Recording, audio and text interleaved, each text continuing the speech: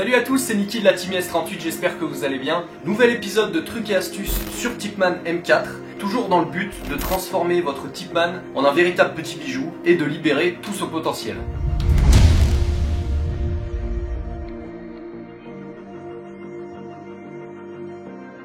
Donc si vous avez suivi les précédents épisodes, vous savez que pour moi, la Tipman n'est pas une réplique aboutie, clairement pas. Et on comprend bien que la marque a dû faire certains compromis, du coup le potentiel n'est pas vraiment exploité. Et nous, comme on n'aime pas les compromis et qu'on aime bien bricoler, et ben on saute à pieds joints dedans. C'est vrai que dans cette série de vidéos, il y a un grand nombre de petits trucs que je vous fais faire qui peuvent paraître mineurs ou inutiles, mais croyez-moi, tout ça mis bout à bout, c'est ce qui fait la différence et c'est ce qui va rendre votre Tipman précise, régulière et fiable.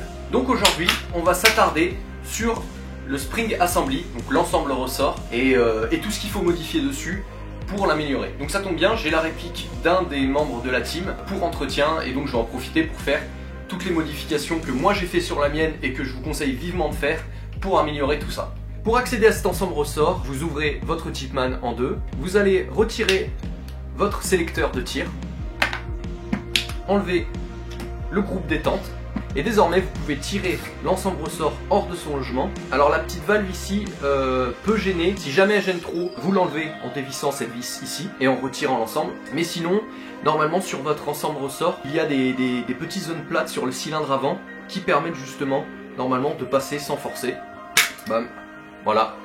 Nous voici avec l'ensemble ressort. En l'écrasant, vous allez voir qu'il y a une vis donc qui maintient tout ça. Donc on va avoir besoin d'une clé Allen. Alors oui, chose importante pour les clés Allen, utilisez celles qui sont fournies dans la boîte de la Tipman ou alors achetez-vous des clés Allen en inch. La Tipman est une réplique américaine, faite en Amérique. Donc le souci c'est que si vous utilisez des clés Allen métriques, ça sera à chaque fois soit trop grand, soit trop petit.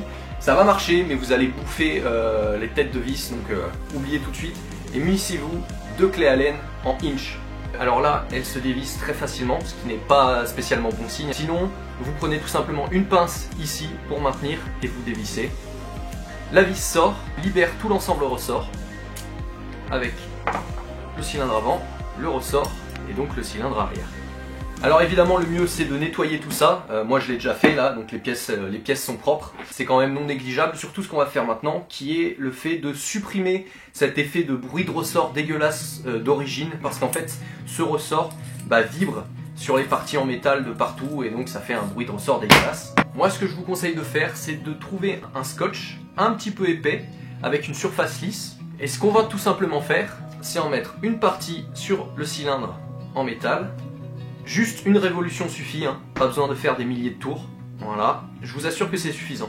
La même chose sur le cylindre en plastique qui est à l'avant. Une fois qu'on a fait ça, on va passer à la partie upgrade et comment améliorer cet ensemble ressort. Alors la Tipman d'origine, elle est un petit peu mollassonne. C'est un petit peu la loterie parce que justement ça dépend de l'assemblage. Mais en général, elle va être un petit peu mollassonne et irrégulière en termes de cadence de tir et de vélocité. Et tout ça pour plusieurs raisons que justement on va aborder au fil de ces vidéos. Et deux de ces raisons viennent notamment de l'ensemble ressort et peuvent être améliorées en le modifiant. La première chose, c'est d'utiliser un spacer qui va pré-compresser le ressort et donc va le rendre un petit peu plus nerveux. La deuxième chose qu'on va faire, c'est s'assurer que l'ensemble ressort met suffisamment en pression le marteau une fois la Tipman refermée et désarmée. Vous allez vite comprendre parce que je vais vous l'expliquer après, mais d'abord on va s'occuper de donner plus de nerfs au ressort. Donc à chaque fois ce que je fais moi, c'est que je rajoute un spacer, donc en gros c'est une rondelle de 10 mm. Ça va aussi permettre d'augmenter un peu la cadence de tir, ou du moins d'en avoir une plus régulière. On insère le spacer sur le cylindre en métal, et donc vous l'avez compris, c'est grâce à cette pièce qu'on va précompresser le ressort. Pour les connaisseurs de Tipman, oui, les spacers augmentent aussi les FPS. Alors c'est pour ça que 10 mm, c'est super parce que ça n'augmente que très peu les FPS, mais ça suffit pour redonner du nerf au ressort. Et dans tous les cas, je vous donne rendez-vous dans la prochaine vidéo où je vous montre la solution pour réduire les FPS et la consommation de la Tipman, même si on a mis des spacers, ou un heavy bolt d'ailleurs. On remonte tout ça. Je vous conseille de mettre un petit peu de frein filet sur la vis, parce que voilà, il faut qu'elle reste vissée celle-là, et elle prend des grosses vibrations dans la tronche. Il vaut mieux s'assurer qu'elle ne bouge pas. Hop, et on remet l'ensemble. À la fin, n'hésitez pas à utiliser une pince pour bien maintenir tout ça. Si vous voulez, vous pouvez mettre un petit peu de graisse en spray au niveau de la glissière, hein, pour s'assurer que ça fasse moins de bruit et que ça coulisse bien.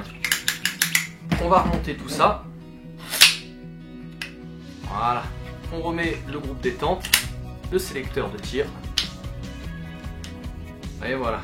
Ah et oui, pour les spacers, vous pouvez encore en trouver sur le net, en métal, mais ils sont donc très chers. Si jamais ça vous intéresse, j'en vends en PLA, beaucoup moins cher. Je vous mets tout dans la description et dans les commentaires si jamais ça vous intéresse.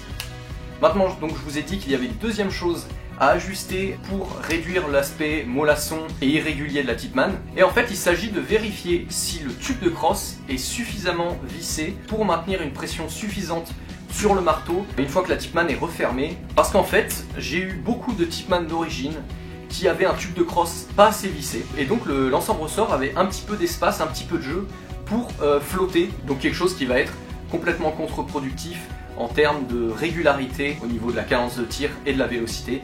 Donc en fait, quand on referme la tipi, il faut qu'il y ait un contact franc entre le marteau et l'ensemble ressort qui est dans le tube de crosse.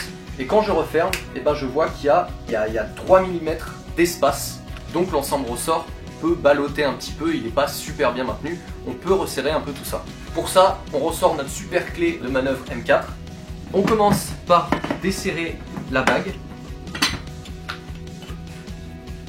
Faites attention ici, cette plaque retient en fait le ressort qui empêche à votre goupille de se barrer, justement, qui la maintient. Le petit ressort est là, donc celui-ci, il ne faut surtout pas qu'il se barre quand vous vissez. Je vais faire une révolution, on resserre la bague. Là, on voit bien que l'ensemble ressort a avancé et je pense qu'il est pas mal. Ouais, là j'ai un contact bien plus franc entre les deux. Attention à ne pas trop visser le tube de crosse. Si vous vissez trop, soit elle va tirer une rafale toute seule lorsque vous allez brancher l'air, parce qu'en fait le marteau va être trop enfoncé, même désarmé, et il va légèrement ouvrir la valve. Soit vous allez tout simplement ne pas pouvoir fermer votre upper, parce qu'en fait le tube de crosse dépassera un peu. Vous pouvez la visser, tant que vous n'arrivez pas à un de ces deux extrêmes, c'est bon. Je vais donc tout de suite la brancher pour vérifier que tout fonctionne bien.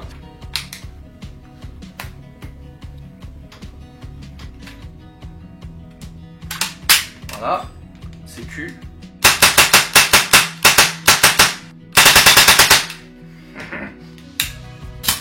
Alors voilà ce que je vous disais, ça fait partie des choses qui vont faire que vous allez avoir une Tipman réactive et régulière. Alors je ne l'ai pas montré avant la vidéo, mais je le sens clairement. La Tipman est 3 fois plus vive, ça claque beaucoup plus fort, le cycle est plus rapide, le cycle est plus régulier.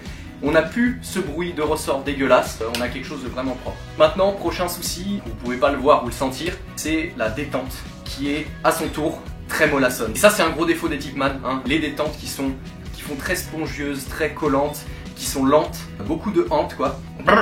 On le verra dans une prochaine vidéo. Donc voilà, votre Tipman est un petit peu mieux qu'avant.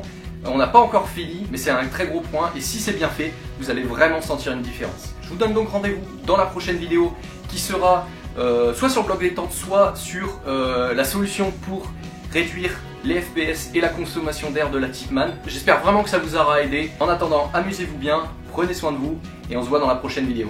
Ciao!